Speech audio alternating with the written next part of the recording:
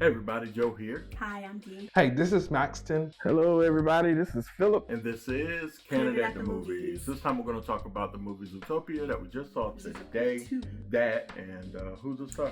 It's got Jason Bateman, Ginnifer Goodwin, Idris Elba, Quan, and a special spot with Quinta Brunson, amongst others. Yeah, she was a therapy animal. Thank you for being our therapist and helping us get through all of this. So Dee, what do you think about this movie? Oh, I had a great time. I had a really good time. There were a lot of moments where you just had a gut bust laugh. The writers, they did a great job in encoding comedy where it made sense to the kids, but it was really for the adults. Really for the adults, yeah. I love being an adult watching kid movies because there's always something for us in there. It is. This was very much adult coded. Yeah.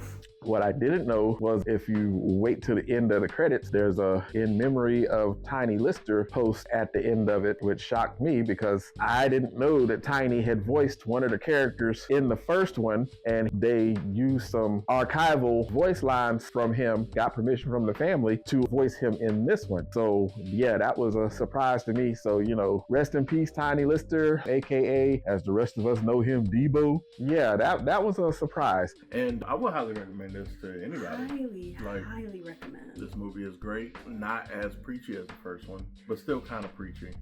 Not preachy in the sense, but history is always hidden. And so with this one, the tale is they're talking about reptiles and how reptiles are hidden class. And this particular reptile racism. Well, that a little R&R. That and the reptile just wanted to get home to prove a point, like, y'all stole this from us. Back to the movie. Yes. The movie was really was really good to look at. It was animated, great animation, like the animation from before. Because how do you have a snake have shoulders? Yeah, well, it was a joke because, everything was falling on his shoulders that he didn't have. So I think they took a lot of time. They took some care on the characters. It was fun to watch them. It was cool to rediscover the world and go to new locations. I felt like the new locations added on to the lore of the movie and to the franchise, and it was just fun to be there. I felt like the A story, which was anchored by Mr. Quan, went really, really, really well. I enjoyed watching it. I felt like the A story was fleshed out. The story went really good, and also it finished. So they finished the story. They started it, had a middle, they finished it. I had a good time with that, and I enjoyed that Mr. Quan, who was casted perfectly, gave a great performance. He was exactly what was needed for that character and that actual part of the movie to go. It was really good to see Fox and Bunny, work together as partners and get really work together. Yeah, they had their differences. Yes, they had their moments. It just goes to show that you don't have to be perfect for each other to be perfect for each other. Exactly. So that's a shout out to dating. I know they weren't dating. This is more of a partnership. Platonic partnership. But whether it be a platonic partnership, a marriage, or dating, you don't have to be necessarily the same person and be into the same things, and because a lot of people would call that unequally yoked, but ultimately what it is, you are that person's person for a reason. Yep. And whether they are going through something, dealing with something, being a little selfish, you still put them first. And that's what this movie is really all about. Yes. Is their partnership. And really learning to lean and trust on each other. Because Bunny could learn from Fox not to care so much about what people thought about her. And Fox could learn from Bunny on how to open up and not be vulnerable. He was used to being solo. You know what I'm saying? So he was a solitary animal. Exactly. And I understand that. Growing up pretty much alone or feeling alone, not being able to feel that vulnerability. So it might tug at your heartstrings a little bit. Yeah, just a little bit. Also, there's the pressure to fit in. Even when you're, I'm not going to say the black sheep, when you're the black lynx of the family, there's this pressure to fit in where... And going against your own moral code, because fitting in was more important. Exactly. Which message? Because we're not looking for allies. What are we looking for?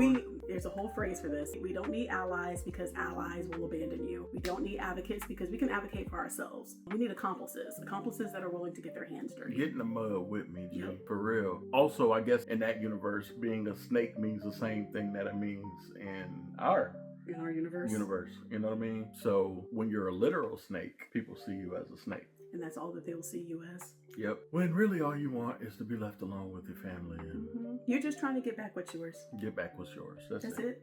That's all.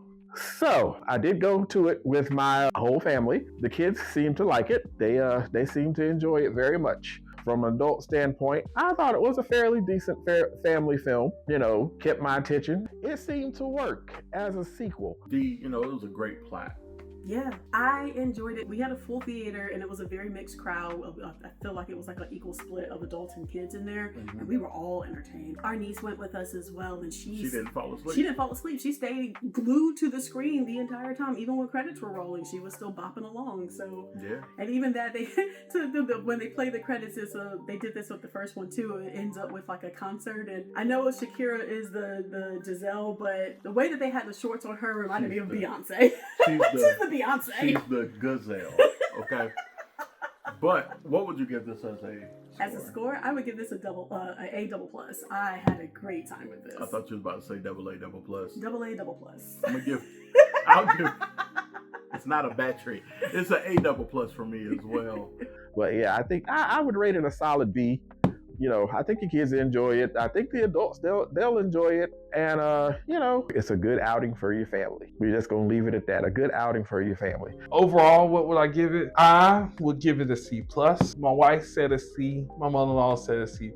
I am very surprised. I thought this movie was going to tap into what happened with the first one. I don't think it was the cameos that did it in, but I do think that since they were trying to reintroduce some of the ideas from the first movie, maybe one or two of them from the first movie would have been fine, but you start getting 3, 4, 5, 6 ideas from the first movie. It almost felt like we were watching the first and second movie. Watching the second movie, that's the first movie again. I hate to say the word disappointed, but I was expecting more for this movie. Thank you, D, for joining me on this one again. Shout out to Erica for joining us as well. Yeah, shout out to you, E, the Disney princess herself. Yes. But anyway, please click that like, share, and subscribe, as well as hit that notification bell for all things Candid. Make sure that you check us out at Wrestle Twins Podcast, at the Sleep at the Movies Podcast, as well as check out our sponsor, Pop Stars Popcorn. Yay, thank you, Pop Stars. And try all them flavors that they got. Once again, this is Maxtan, Candid at the Movies, and I'm out. Y'all have a good evening. This is Phillip with Candid at the Movies. We will catch you next time. Peace. Y'all take care. Have a fantastic day.